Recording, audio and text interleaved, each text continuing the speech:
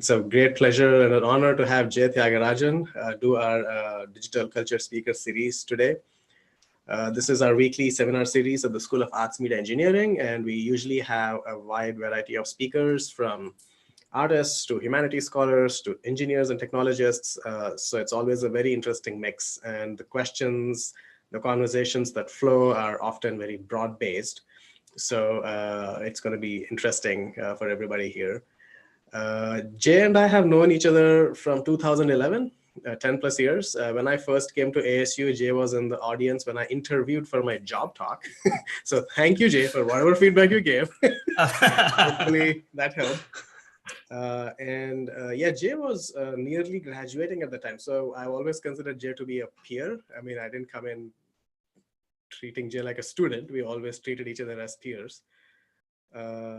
And then, of course, Jay is now a senior machine learning scientist at Lawrence Livermore National Labs, which is one of the top national labs in the nation, and extremely high impact work in applying in both foundational methods in data science as well as applying them to scientific problems. We've been very fortunate to have Jay be part of our extended set of collaborators in the Geometric Media Lab.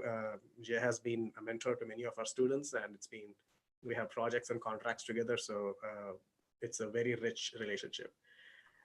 Funnily, this talk was supposed to happen around spring break of March 2020.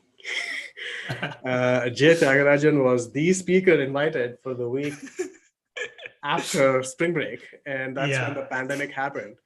And we did not yet have all of this set up to do speaker series on Zoom. So we just said cancel.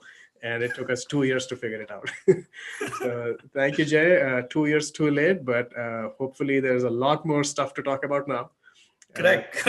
Thank you so much, Pawan. I'm really glad that finally this talk is happening. Yeah, we lived through a pandemic.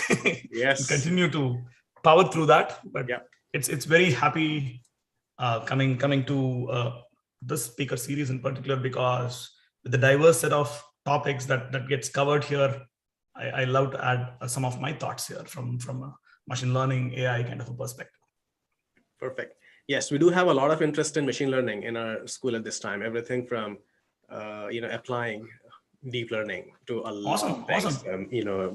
Everything is now machine learning at some point. So there will be a lot of interesting questions. Definitely. With that, yeah. So go ahead, Jay. Let's start the talk. Totally. So this is a broad topic which requires more time than this slot that we have here. So my hope is to kind of tease out some important aspects that we can consider when building these machine learning models and AI-based tools for many of the applications that we are facing. And hopefully this will steer more conversations to come, right? From both from the application side and from an ML practitioner side, correct? And in particular, the focus is on deep learning here, but a lot of these arguments apply to non-deep learning based models as well. So I don't want to ostracize people who still use other kind of cool tools in machine learning. But a lot of the results I'm going to show is just based on deep learning, and that's why the title says that. So the premise is easily well set, right? As Pawan was pointing out, a lot of applied folks in science and engineering and arts even now have started thinking about data-driven solutions, right? It's a new class of solutions that are coming up. It is made possible by this trinity of development and advances that have happened in the last decade or so, right? One, we have made so much of investment in collecting data. So data became an important entity for us to think about when thinking about predictive models or AI-based solutions. Data collection became a big effort. And thanks to many of these agencies, for example, US government alone has invested so much of money through different agencies, maybe National Institute of Health or the Cancer Institute or DOE. There is a lot of data being made available. And people did not know what could be done with the data when this investment started. But we hope that all this can be used to answer some interesting and important questions that we have that can impact our day-to-day lives. And then on the other hand, computation started developing big time. And finally, we started developing ML techniques as algorithmically, mathematically, pushing the frontiers in terms of how can we take this data, leverage these computational resources, and do some algorithms in order to make some important decisions. And this set the stage for many applications. And a lot of success stories have been coming up. And And of course, there is hype around this because it's an exciting topic and everybody wants to use it in some way or other in their applications. But some of the success stories, even though cutting through all the hype, cutting through all the controversial opinions people might have in AI, one thing is for sure, right? We see a definite potential for practical impact. We cannot promise we have impact already in every application we can think of, but we do see that these fundamental questions that we want to answer, from strategizing to creating to discovering to forecasting, these are foundational things as humans we have been training ourselves to do in many, many problems. And we want AI to solve those challenging problems, correct? And that way, it is an exciting phase to be working on AI, right? Where we know that we are at least asking the right questions, even though we might not have answers for everything yet. And the common thing, if you drill down, if you peel all the outer surfaces of application-specific questions and the interesting aspects and the hype, at the core, there are a lot of these models being developed. I'm just calling them as predictive models. It's not an all-encompassing term. We can drill down into different aspects of this modeling part. But this pipeline is more or less common, where there is this rich corpus of data, and you want to build these models. And these models are going to somehow inform the human to do something, who takes the model's predictions and makes a decision, correct? So a doctor can take a clinical model and, okay, there is a risk of this particular cancer with this probability. There is a risk of this particular condition to develop with this probability. And the doctor can take and make a decision on what the intervention should be. However, in reality, the kind of applications we want AI to succeed, the pipeline is way more complex. The human always being required in order to oversee what the model says, what the model predicts, using that in order to make the decisions. The decision process itself needs to be taken care of by the AI system. And of course, if you want to act in the real world, a model cannot make a decision without knowledge. And by knowledge, what we mean is it could be common sense, it could be domain-specific knowledge, but decision does not just involve making predictions. And that's why I like this term. A lot of people have started calling this about prescriptive models as opposed to predictive models, where this decision is taken care of by the model and the human optionally enters the picture only after a decision is made. And you might say it's already too late. It could have made a wrong decision and you cannot undo it now, correct? And that's where this feedback becomes important. Earlier, instead of this forward-looking process of humans taking care of humans being accountable, there is an accountability added to the model itself, with the feedback becoming an important part of this inferencing pipeline. And this is what we believe as an actual AI system to be used in practical applications. And what is required in order to realize such a system? In my mind, there are three big thrusts for this, correct? One of it is humans do not make judgments based on or decisions based on just hunch. If a physicist needs to make a decision, unless they are a trained physicist, they don't make that decision. A doctor is particularly trained for a certain kind of a diagnosis. Without that, they don't make it, correct? So how much of a data you expose, showing the model the kind of domain-specific knowledge that can be encoded in many different forms, the knowledge can be with different fidelities. We want the machines in order to ingest some amount of knowledge. For example, in a physical science or engineering problem, there can be a PDE, which describes the entire process that you're trying to approximate. Or in biology, there could be a knowledge graph, which kind of tells the different interactions between genes and drugs and entities and whatnot, right? But the goal of this is to make the models to be as physically grounded as possible so that the decision rules can be used for any meaningful action. The second aspect is humans need to interact. A system that does not allow interaction cannot be a system that can be involved in decision making. So this has been a foundational idea. For example, people in causal learning have been telling along all the time, right? Without an ability for counterfactual reasoning, there is no actual decision that you can make about the real world. So the feedback from the system is essential for building closed loop and meaningful decision-making systems. And that feedback can be in the form of an inverse process, can be in the form of manipulation, but it needs to be in a language that humans can still speak. The humans cannot talk in binary. The humans speak in language. So this is important to map human language to what the machine can convey. That translation is super critical. But this manipulation and this closed loop behavior is super essential to make any decision-making system. And finally, the third piece, which is the focus of today's talk, and we can definitely spend more time talking about the first two pieces as well offline, is this aspect of what we call as uncertainties or confidences, correct? We make judgments based on our confidence about a certain outcome or about a certain event. And to make the model in a way reliable enough for me to translate the predictions into actionable evidence, you need to start accounting for all the errors the model can potentially produce. So you cannot make a decision after it fails and go back and dissect to see what made it fail.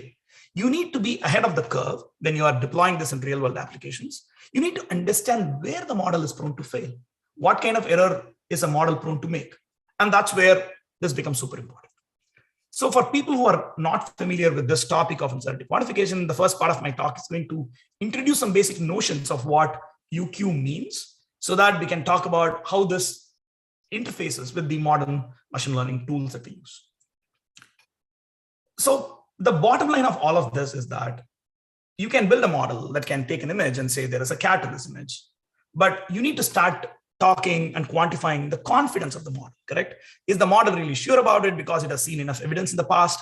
Or is the model make a decision because it's going to rain today, so I think there is a cat in the image, for example? So there are effects that are meaningfully correlated, but there are effects that don't make any sense at all. So you need to start calibrating models to our expectations. To do that, measuring the confidence is critical. For example, in a simple model, people say a classifier produces what is called as a softmax probability, where for each of the classes you produce it, there is the probability that there is a cat in this, there is a probability that there is a dog in this. So people just look at the probability with which it makes a prediction and interpret that as a confidence. However, that's not a meaningful confidence because that is just a reasonably scaled probabilities that we ourselves estimated without understanding the stochasticity or the randomness of the system. The common notions like, say, can I just measure some quantities like entropy, which kind of talks about the amount of information in whatever output that you're conveying, can we use that directly as a confidence? People have found that, no, that's not really indicative of what humans want. So what happens is you can take a deterministic model, produce any kind of quantities based on these deterministic models, but they are not required to be calibrated to your expectations because you did not put in the information about what can change about the system or the environment or data. And people have started thinking about, okay, let's not take these simple metrics, let's produce more complicated metrics which are more meaningful mathematically, right? So that's where notions like energy have come into the picture, where energy is just any unconstrained functional that takes the data and maps into a scalar function, which can implicitly introduce a probability density. So what people have done is, if you think of the softmax as a probability density, you can define an equivalent energy functional for it. And people found that this energy to be a little more unbiased version of softmax, but the foundational problems with lack of calibration to our inherent uncertainties in the system persists.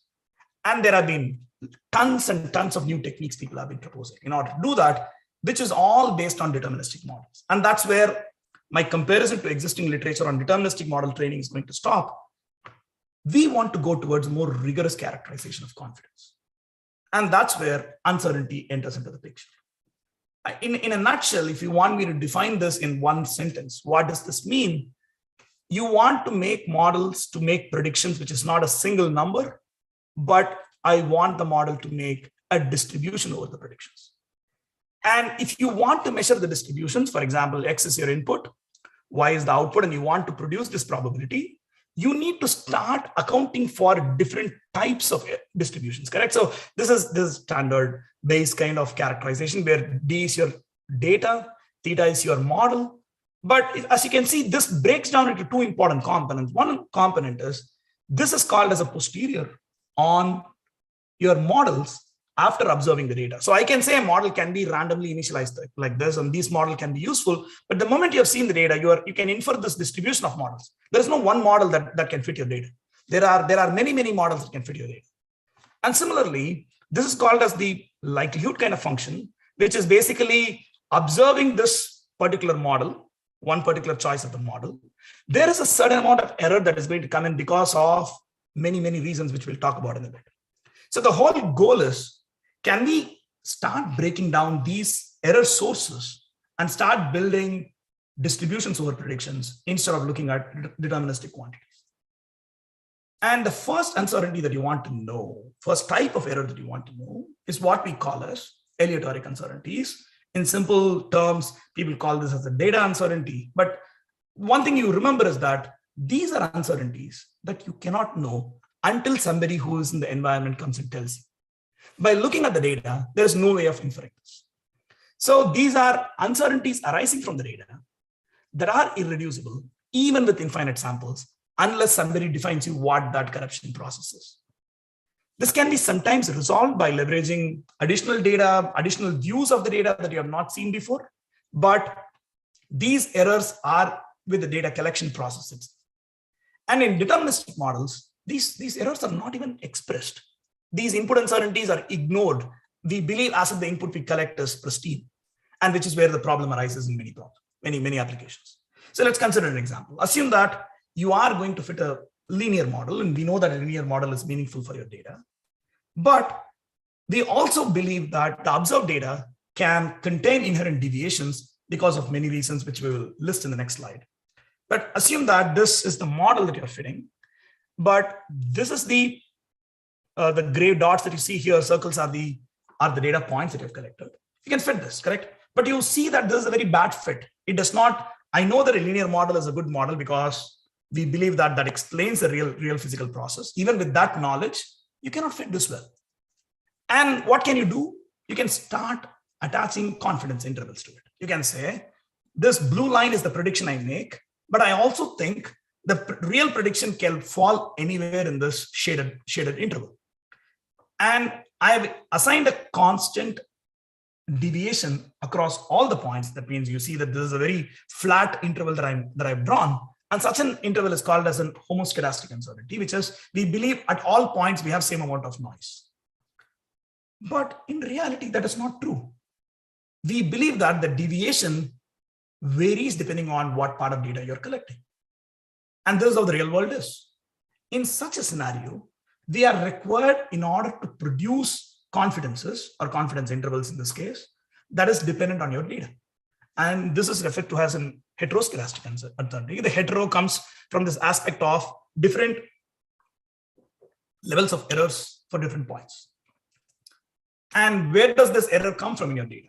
It can be labeling errors. Humans are annotating it. Two humans need not agree with each other completely based on the data. There can be measurement errors because you have a faulty equipment, or you can have missing data. You didn't have enough sufficient amount of time or resources in order to collect the data completely. All of these are natural ways in which our real world data is corrupted. And we have no way of expressing that.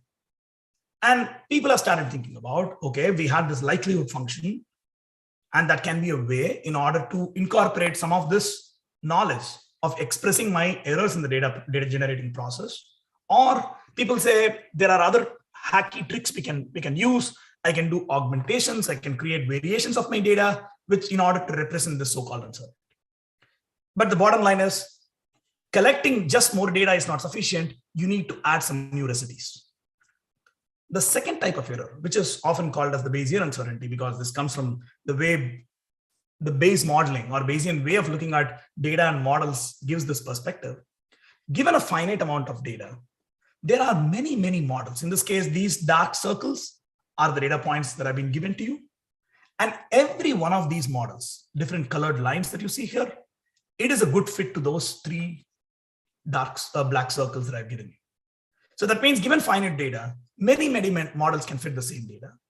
And the variability in these hypotheses kind of tells you something about the amount of uncertainty you will make by choosing one of these models over anything else.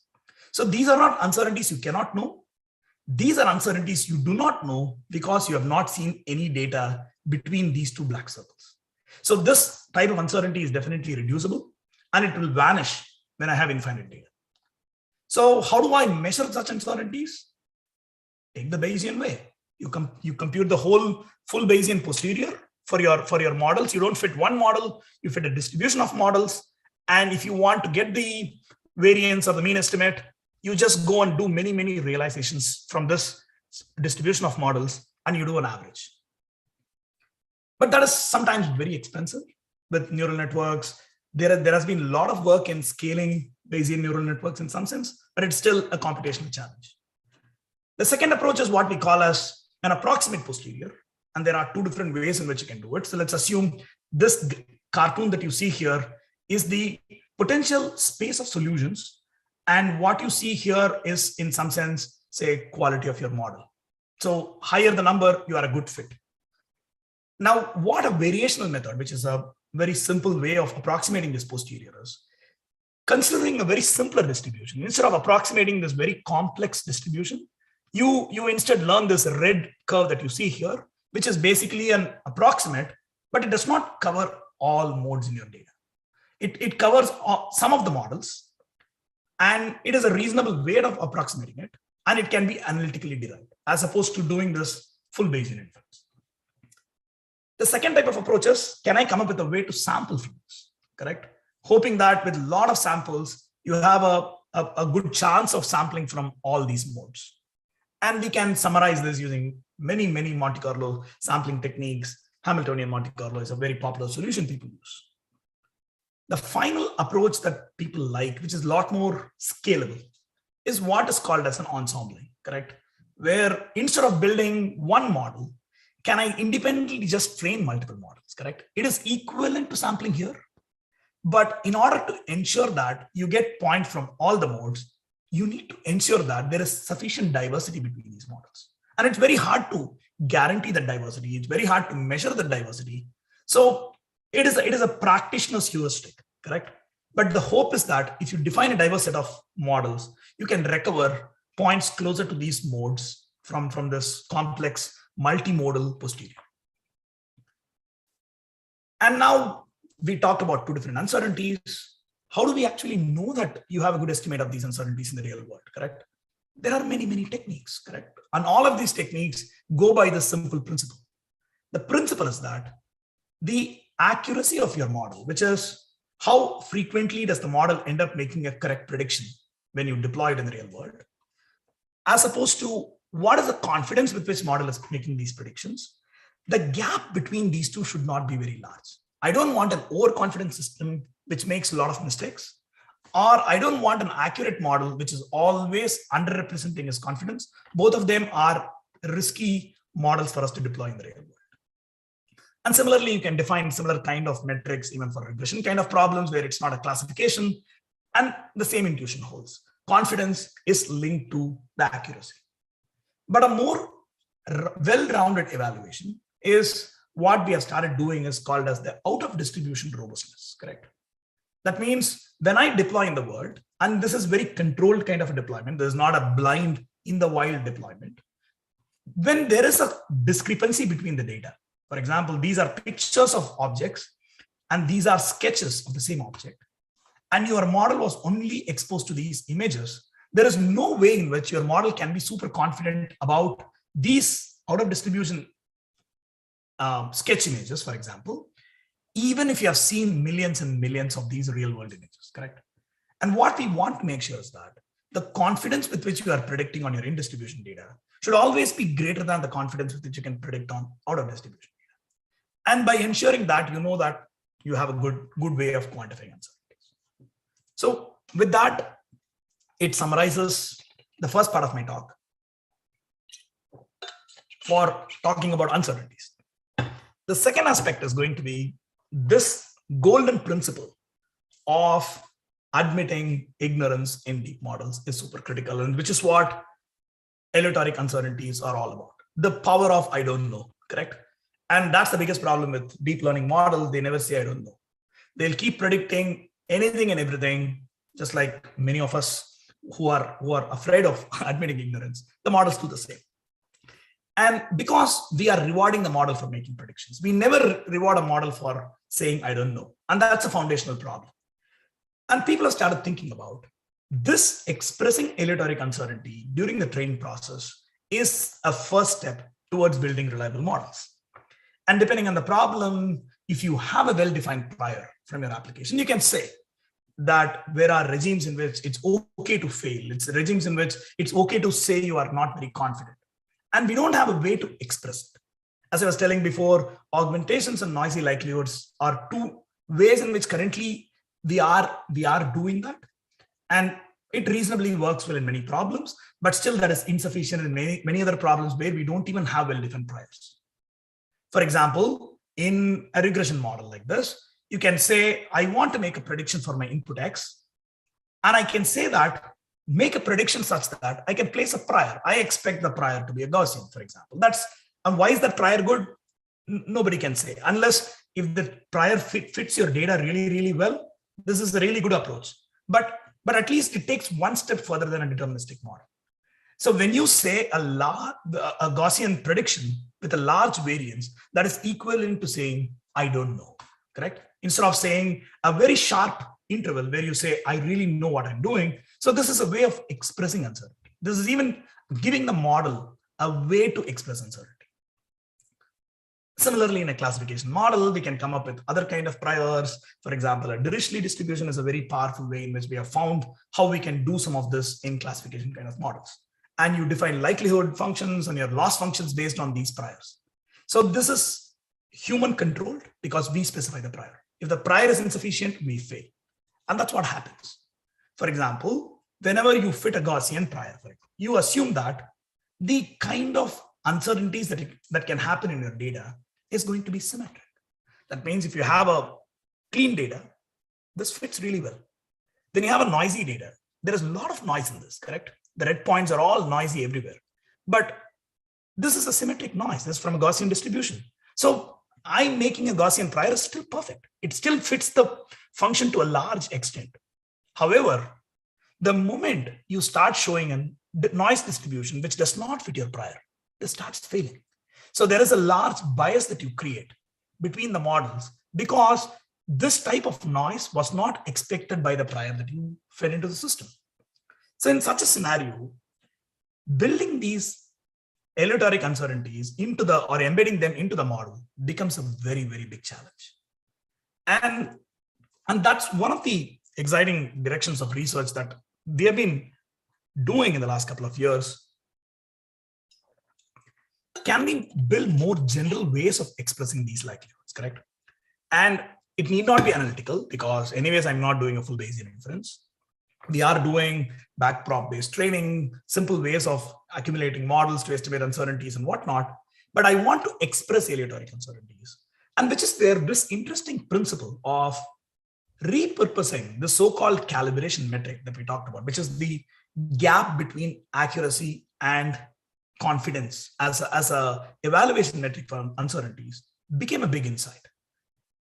You can actually repurpose a model instead of specifying a noisy likelihood, we specify intervals for the prediction. For example, given a model X, you can build a network that makes the prediction, which is your point estimate. But I also build a model which can produce intervals for any level of confidence. By confidence, what we mean is, if you say a 10% interval, what you expect is 90% of the time, your true prediction is going to lie within that interval. So for any alpha, you have an 1 minus alpha percentage chance of your interval containing the true outcome.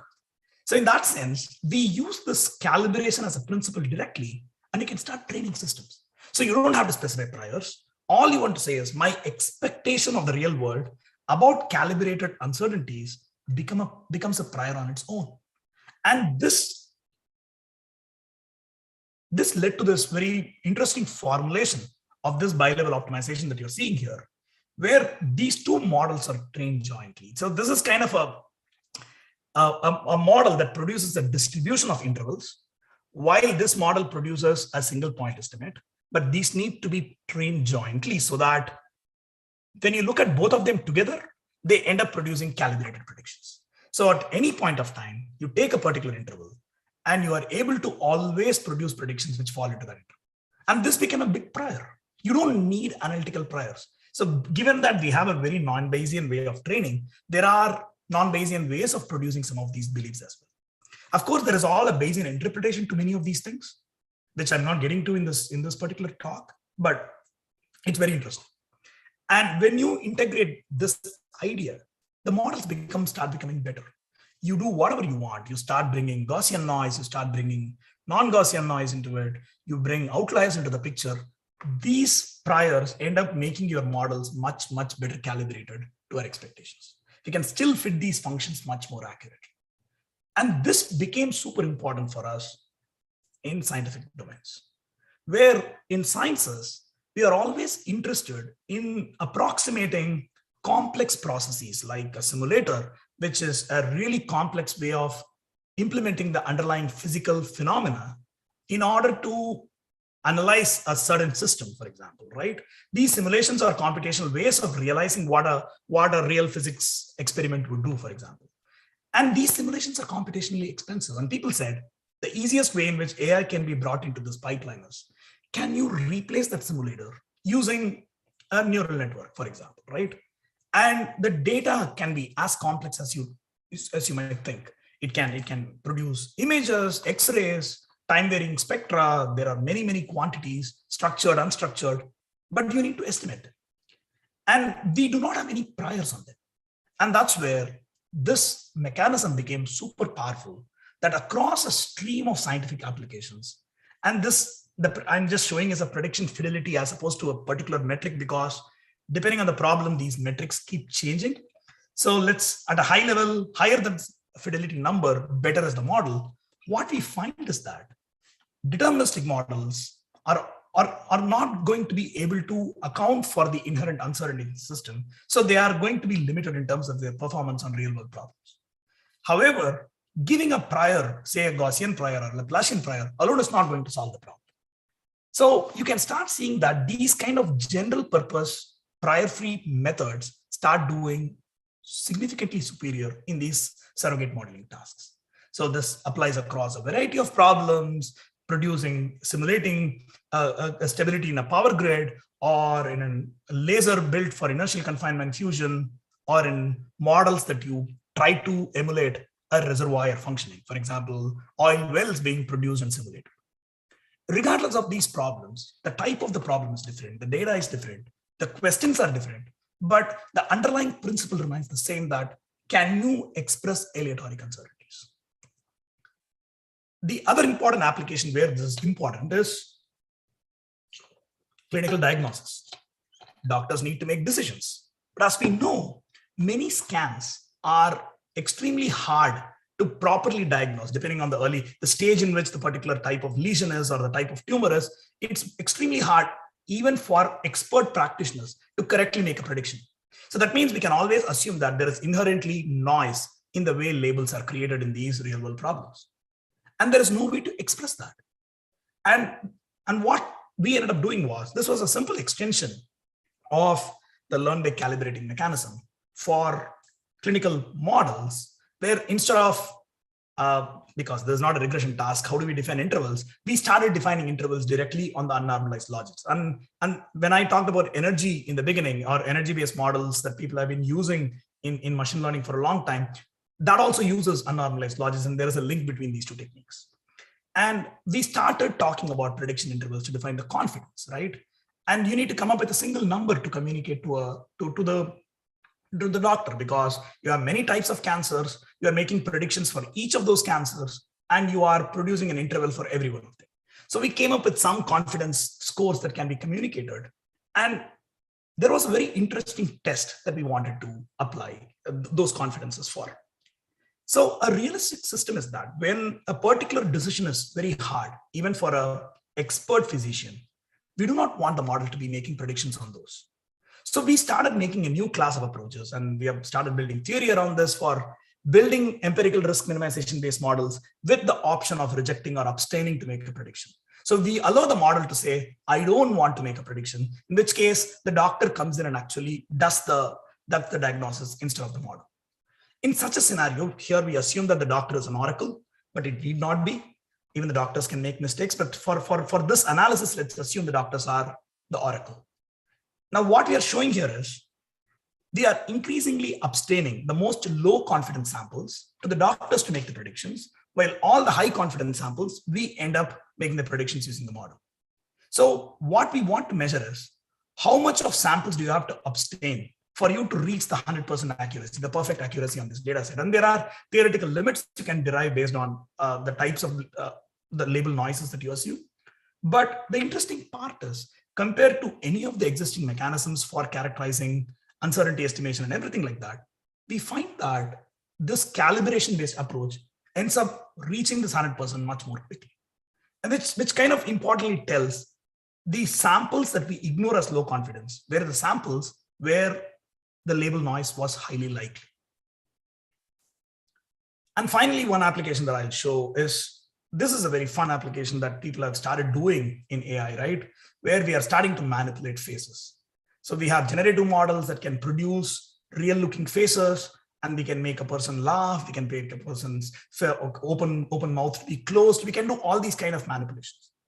And one important aspect to this process of manipulating images or semantically modifying images is that you need to take this so-called generative model, which takes some latent noise variable as an input and produces the image as an output. And you can do all manipulations you want using these latent variables. So that means for any new image, you are required in order to project this into this latent space in order to make this manipulation. But sadly, there are no direct priors. There are no mathematical priors known in the style space in, for example, a modern network like a style GAN. But we have this belief, right? There is a really high dimensional space, and these GAN models have such expressive power. A single image need not correspond to one point in this latent space. It's always a distribution. It's not a point estimate. It's always a distribution because there are aleatoric uncertainties that are implicitly available in these learning processes.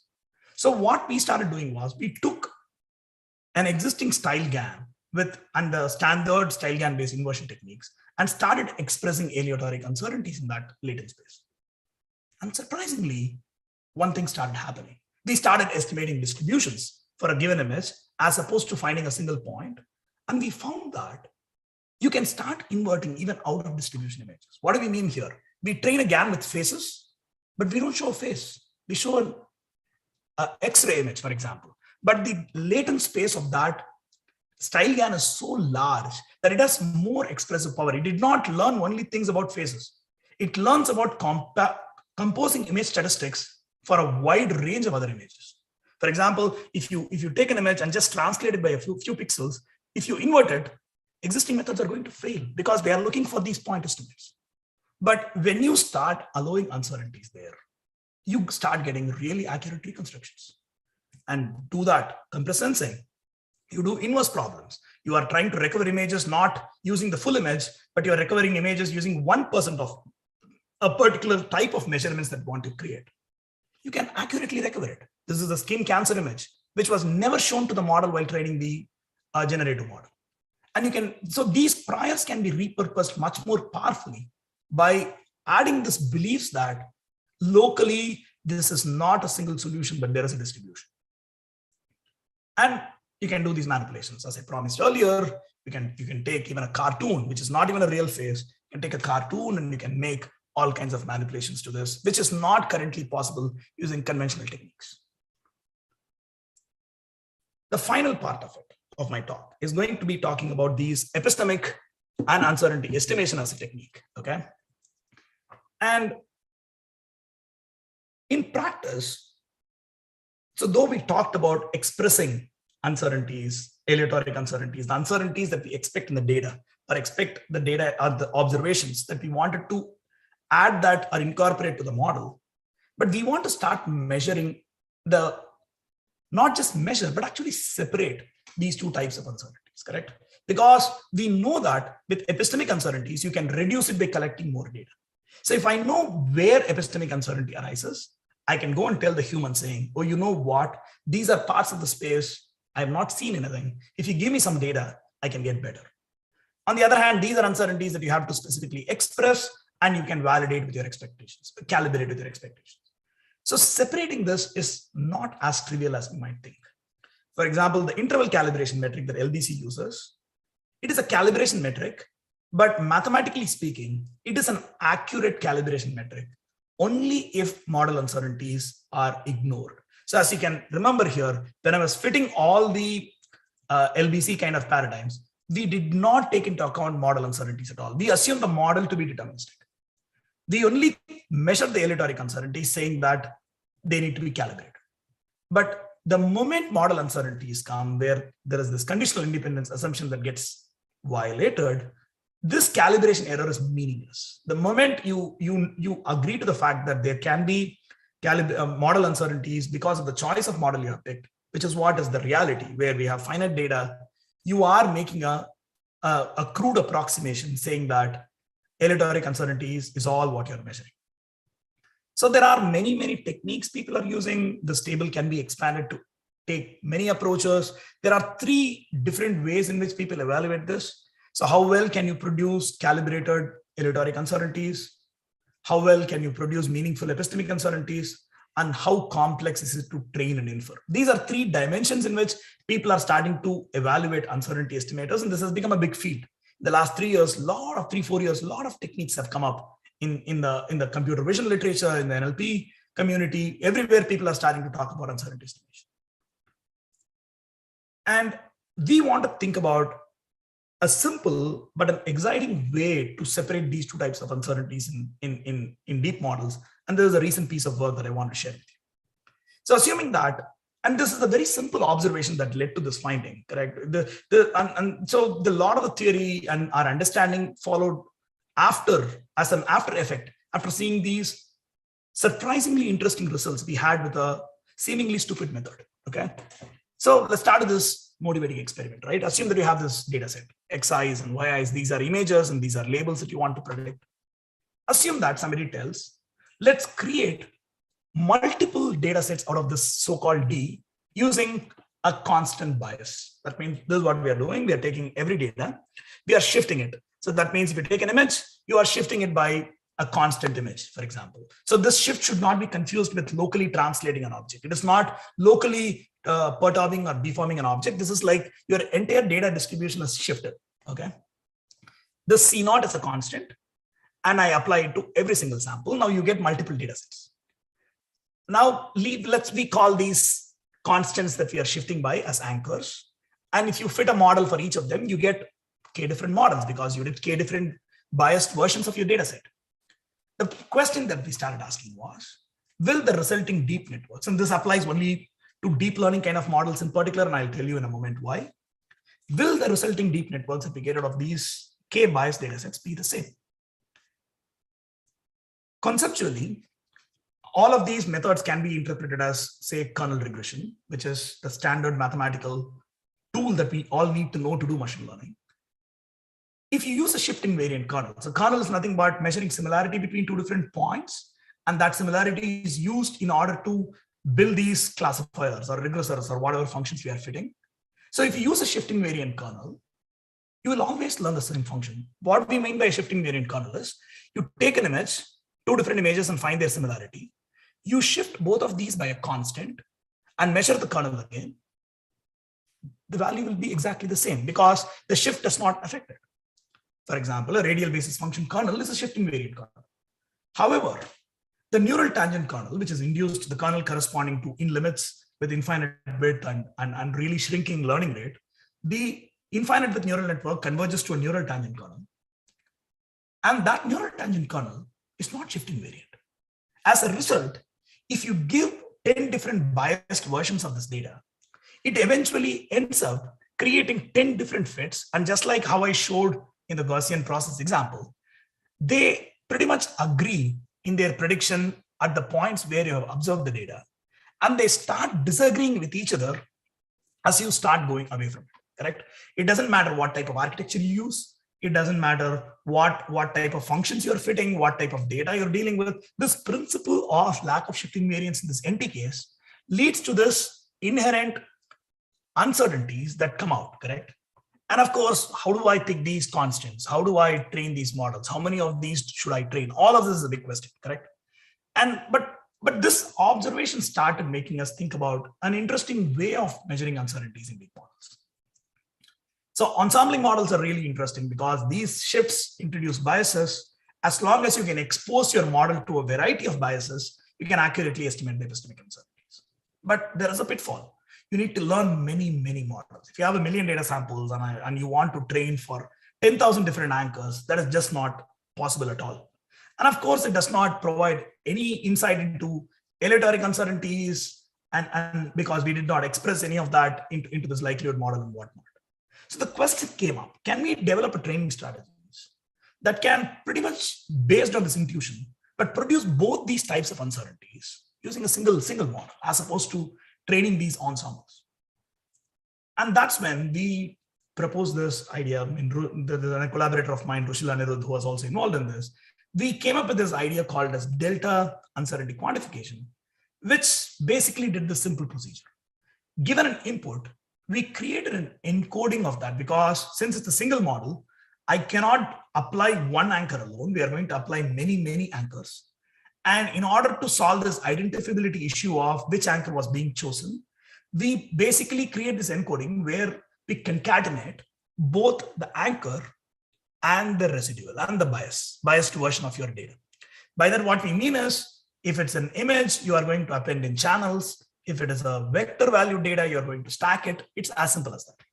So during training, what happens is, in every iteration, we take a random anchor. So we are not building one model for an anchor. We are taking all of them together.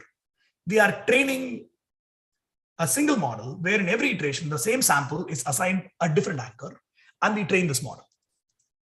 And what happens is, once this training is complete, where the anchor distribution is chosen to be the true data distribution itself in order to give the diversity, and I'm not going to get into the details of this mathematics behind this, but for now, the anchor distribution, assume that it's going to be as simple as just your training data itself. Now, once you have trained the system for inferencing, you don't even have to look at all the anchors. Even taking a random small subset of them, as small as say 10 to 20 anchors, is sufficient to start producing these uncertainties which match this anchor ensemble. And this started giving us a new way of characterizing epistemic uncertainties in deep models. And the interesting part was, the inherent aleatoric uncertainties also get captured in this process. How does it happen? It's because, since for a given type of an anchor, you are exposing the model to all combination of anchors and training samples, correct? So there are different types of biases. So different encodings you are creating from the same sample.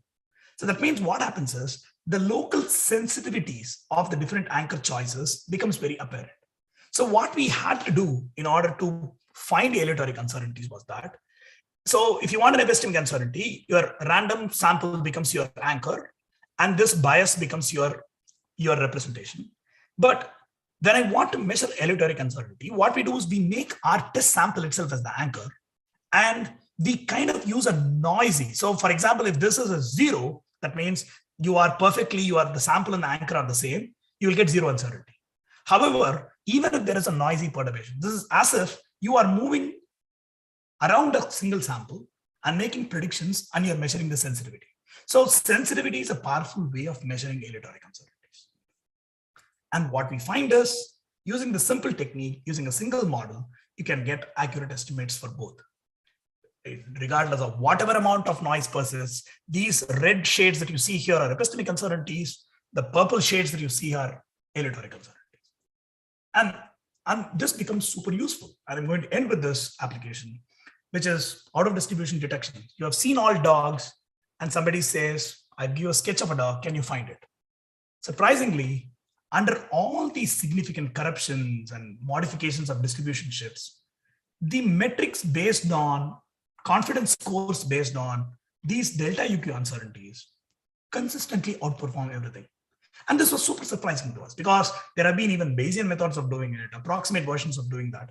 But this inherent way of capturing both aleatoric and epistemic uncertainties became a very powerful baseline method for this task of detecting when things are different from your training data. And this persists even in the case where I'm not just going to find variations of my data. What if I show you new types of objects? That's what we call as open set recognition.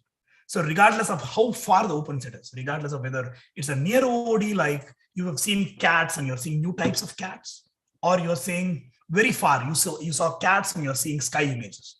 regardless of whatever might be the out of distribution, we find that delta UQ outperforms. And this is not by accident, right? We have a very accurate estimate of both uncertainties together. And finally, the litmus test for all uncertainty estimation is in what we call as black box optimization. The problem is simple. You have a function, you have seen a small number of samples in the function, you need to go to the maximum of this. So the maximum of this function at this point, you need to find that using as little number of evaluations that you want to do. There is a standard tool in statistics. Bayesian optimization is a powerful way of doing it. And interestingly, when we take these really locally multi-optimal complex functions, even in low dimensions, neural network surrogates have been effective in these problems. So because partly the surrogates are inefficient and partly the uncertainty estimators have not been sufficient. But for the first time, what we find is when we start using delta UQ estimators, you start outperforming existing tools. So for example, this is a heteroskedastic network, which mainly uses aleatoric uncertainties. Dropout is an epistemic uncertainty. Ensembles capture both epistemic and aleatoric uncertainties, just like us. But delta UQ consistently outperforms and finds the global optimum really well. So these are all downstream decision-making problems where we have found both these uncertainties are super effective. So what do you want to take away from this talk, right? We all build models. Implicitly or explicitly, we have been using uncertainties. But you taking care of producing these uncertainties in a meaningful fashion and connecting what does model robustness mean with respect to these uncertainties are some of the central problems in AI today. And this is across different applications.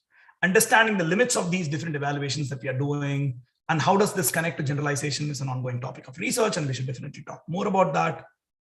But what we kind of so far think is robustness, black box sequential optimization, and open recognition are standard, very powerful benchmark for these UQ methods. So always think of creating new test environments for your models, which kind of test these kind of mechanisms. And along with this decision support that I talked about in the beginning, where domain knowledge is critical, and this closed loop modeling where you need to allow humans to interface with the system, UQ is going to be an important bridge. And this is going to lead to the next generation of decision-making AI systems. That's what I personally believe, and a lot of my collaborators also believe in that. So they have fun working with me on these problems. And if you want to talk more about any of these problems, do chat with us. And I have left a bunch of references that talks about some of these topics if you're interested in learning. And here are some references to the papers that I talked about today. So thank you so much for listening to this. And I hope that this will start inspiring you to think about uncertainties in the models that you're building tomorrow. Thank you.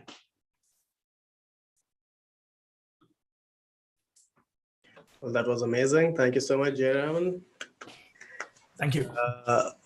Let's see if I don't see any questions in the chat channel so far, but people feel free to raise your hand and jump in with a verbal question if you have a verbal question. DB, do you see any things on the YouTube channel?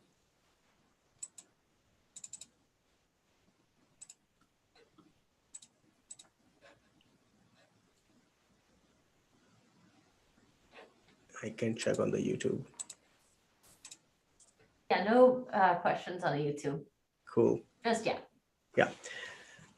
So, yeah, great talk. Jayaraman, let me initiate the conversation then. Totally. So this is so fascinating. I mean, the work is situated in a very interesting space where you're not driving a metric like accuracy higher and higher and higher, which is the game that is going on these days. And you're making the case that encoding uncertainties help improve trust and, through revealing a lot of things around uncertainty. But you're also showing metrics in many different ways. So, this is one of those things where you're not actually optimizing for an end metric. You're optimizing for something fundamental, which has a bunch of downstream effects. Correct. How do you think, but machine learning as a field has organized itself around optimizing for metrics that are the end metric? Correct. do you find that the field is welcoming of these ways of thinking about, models, or what's your reaction? Yeah, what's the sense you get? So initially there was resistance, right? Initially it was people did not understand why these would be useful, correct? And in fact, there have been a lot of comments on these probabilities or the uncertainties you produce. How are they even actionable? People don't do well with uncertainties, right? If I show, so nobody, as I was telling to some students some time back, that all journalists that are articles that we see in popular media, they just dabble in statistics and they make such wrong inferences. That means the moment you show all these statistics and numbers to people, it's not like they're going to make easy decisions with it, correct? However, what became apparent was this started telling the gap between what we were optimizing for and what the application actually needs. Mm-hmm. There is a very crude approximation in the reward metrics people were starting to construct, and people started seeing the fallacy in that, correct? I want a good, reliable clinical model, but optimizing for this kind of accuracy on this data, is that the best way to do it, right? So this gap, and people didn't know how to fill. And then a lot of energy was spent. Can you tune these loss functions, correct? And a lot of domain-aware loss functions started coming into picture. People started putting in here and there nitty-gritty details into it. But then people from the statistics were saying, oh, we have been doing this all along. You guys are too late to the party, right? I mean, this field of uncertainty quantification has been around from 1960s, for example, right? They have been, this is the only way in which they have been doing modeling from the beginning, correct? So it became opportune for us in that sense, where we are seeing limits of these models in real world applications, and people start saying we need something else. So I see there is a lot of value in it, but even then, a lot of the stuff I showed today, right, they are still disconnected from the application. So we need more and more ways to bring in, bringing people into the process, into the modeling process, from where they know the data, where they know the end use cases. So we need to tell them, correct? And that's how I see it's going to be super important. So there is one question from YouTube. Yes. So quantifying uncertainty by training only one model. So the single model uncertainties, the way we do it is, they start creating different versions of the truth of the data. Even though the model could be a single model, by realizing different versions of the truth, saying that the same data, if you assume that you have a data, you have a face image, and now you say you are going to rotate that face image by 20 different ways, and you say that regardless of whichever angle the face is rotated in or whatever pose it is in, you want the predictions to be exactly the same. And by that, what you're basically telling is people can be in different poses in the real world. That's the truth that you're telling me, correct? Which the data need not implicitly reflect. So what we mean by uncertainty here is that the uncertainty is, depending on the modeling choices you make, how would your prediction change if the data had changed in a meaningful way? And even though it's a single model, for example, the anchoring based model and everything like that, it becomes very, very straightforward for us to incorporate those insights even in a single model. And that's where single model based uncertainty has become a big topic of interest. So Tejas, I think you had a question. Hey, hi Jay, a great talk. And I had a question which is kind of based on connecting various applications that you showed today. So you've shown that you can detect domain shift. You can also detect images from other labels. You can also correct. GAN generated images. So do you see uncertainty as like a fundamental connection between all of these tasks, or is it something else? So it could be related to the task. I believe that, but I think it is more about searching in your model space more efficiently, correct? So without just thinking about this as a loss function manipulation or just an architecture manipulation, correct? This is a framework for you integrate your hypothesis about your data, your model, and your task together. So there is a task dimension to it, but UQ enables you to do all of these together in one shot, correct? Because if you only think about task, you can only do loss functions. If you only think about data, you can create manipulations or augmentations or what. But how do you think about all of this in a single framework, correct? And that's how I see that, right? Yeah, that makes sense. So it seems like using UQ, you can have all of these various applications. Try these pieces, correct.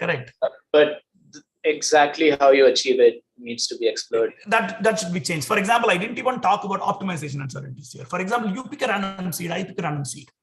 What happens here? Correct? So can I take that out of the equation now? We cannot in many applications, right? The choice of the seed is important. So how do I put that into the modeling paradigm? Correct? Particularly, it's not on the data you observe. The error will be exactly the same on your evaluation, but their behavior in the real world is going to be so different. So that's where it becomes super important, right? Great. Yeah. Thanks. So Joshua has a question. So we don't have to set the bias size per se, but we think about the anchoring as a distribution. So that's an easier way of interpreting it. And the bias, as long as so there is some, the theory is still being developed, but from our empirical understanding, as long as the anchor distribution is not significantly far away from the true distribution, the exact choice of anchor does not matter. But if the anchor distribution becomes too far away, all samples will, the distribution of the biased data becomes lesser and lesser. There should be diversity. So if the diversity is too low, so for example, there are two extremes, right? One, you can just take an anchor which is around a small region, or you can take anchors, all anchors are really, really far away. Both of them will not give you the necessary amount of diversity for measuring the uncertainties.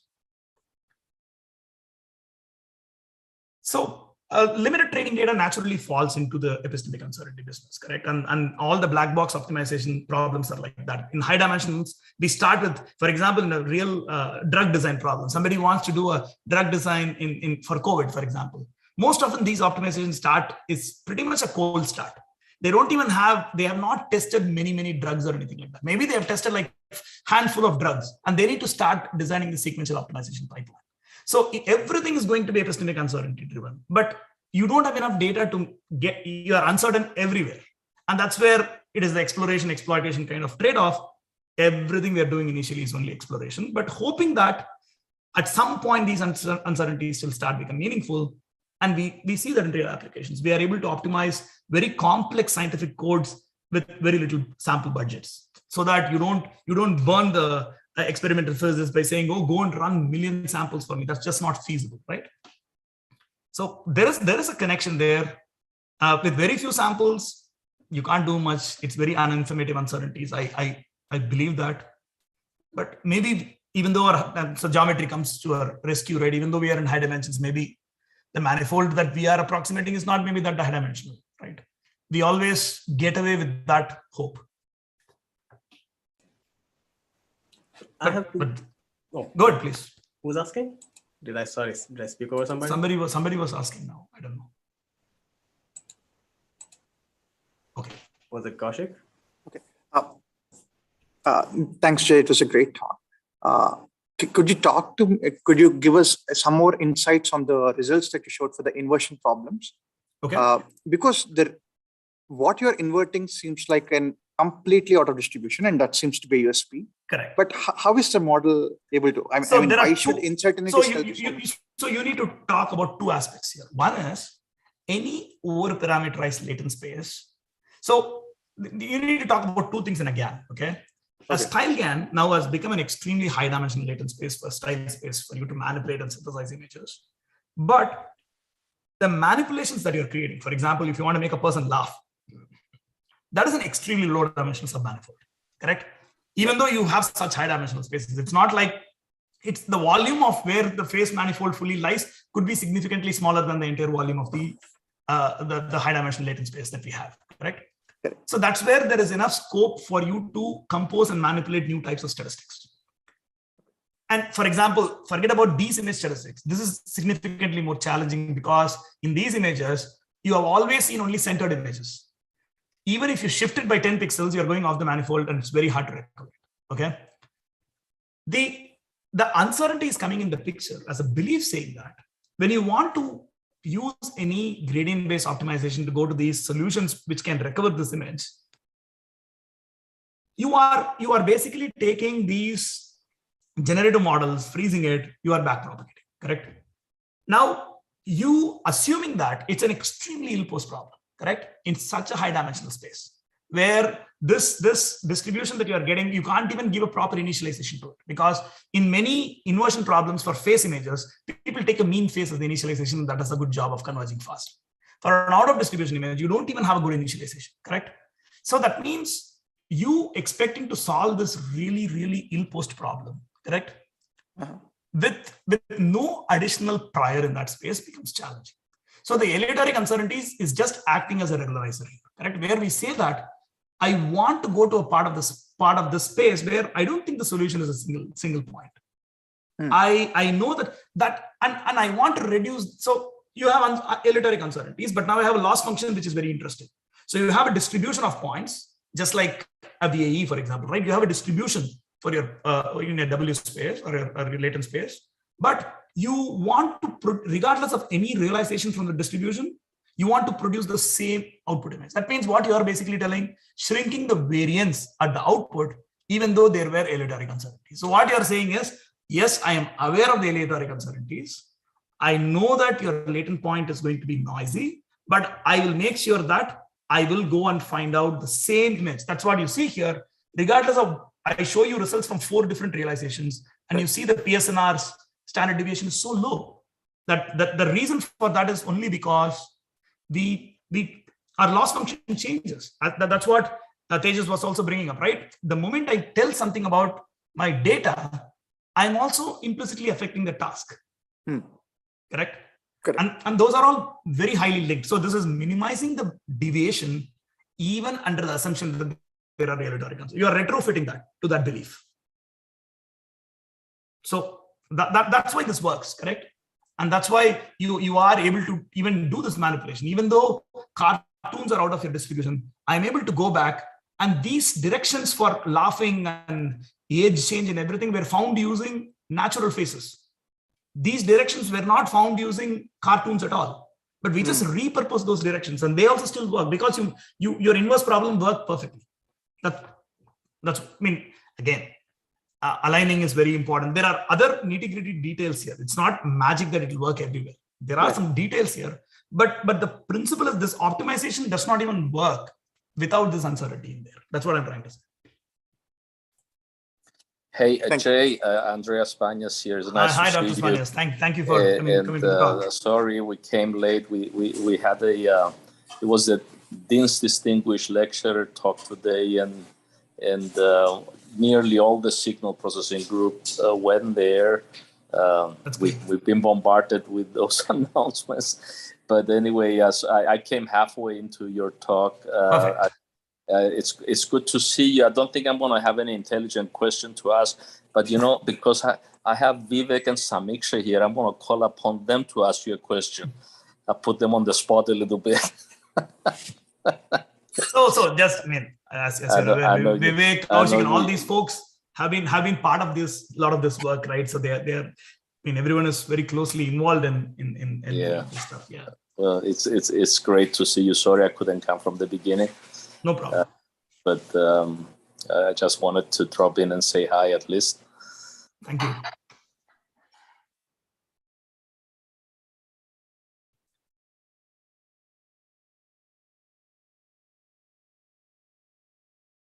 So I mean, one of the interesting things that I mean, a closing note, right? The kind of stuff, for example, Tejas, vision and language and stuff like that, right? How do uncertainties across these two spaces interact? And those are kind of important questions where we don't have a good answer for, right? Interacting between complex systems where different notions of uncertainty come from these two spaces, right? How people express language, how people express images, and how do you express that first? Even that is challenging. Even expressing it in a meaningful way is challenging. Solving it, using it it's a future question, right? And this can be a layer that can be added to a lot of the research problems that are being solved now. Absolutely, I'll take that as a nudge to nudge for my next research project. I think that's all we have. Any other questions? So that's fantastic. I mean, I think Awesome. yeah, it's nearly 5:40, and Thank you so much for staying beyond the 5:30 slot. Yeah. But this is remarkable work. I think I'll have to go back and read some of your work again. Now it all synthesizes. I've seen these bits and pieces. Thanks, Jay. Thank you very much. Thank you so much, everyone, and thank you, Pawan and BB, for organizing this again. Yeah. Thank you, Kaushik, as well, who helped in this organization. All right. So I really appreciate this and looking forward to continuing these conversations beyond this.